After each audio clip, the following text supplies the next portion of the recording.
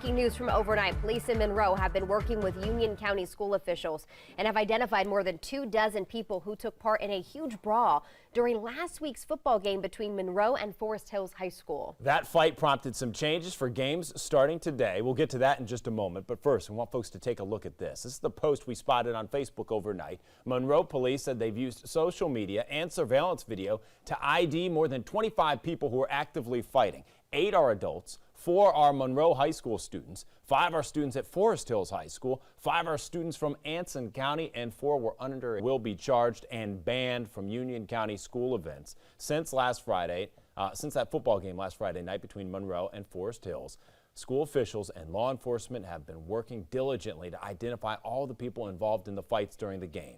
Our Mary Calkins is live at Porter Ridge High School this morning with more on the changes in effect for tonight's games across the district. Mary?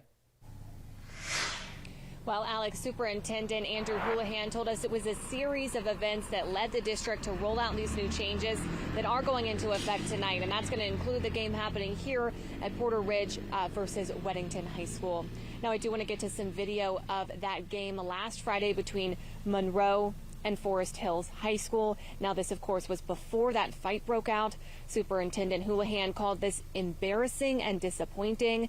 It happened between fans at the concession stand, forcing the refs to call the game with 5 minutes left in the third quarter. Now, earlier this week, the district posted a message to its social media accounts laying out the new guidelines. The new rules require clear bags at events. Now, medical and baby bags are subject to search. Elementary and middle schoolers are to be accompanied by someone 21 or over, and ticket sales end at halftime. These rules are not exclusive to football games. They apply to all district events. Really, the bottom line is we expect our staff, our students, our players, and our community to be safe at all times. And coming to a game should be enjoyable, but it also should make you feel like you're in a safe environment. Now, we asked Union County Public Schools parents what they think of these new rules and if they think it will keep students safe. I have that story coming up in 30 minutes. Reporting live in Union County, Mary Calkins, WBTV, on your side.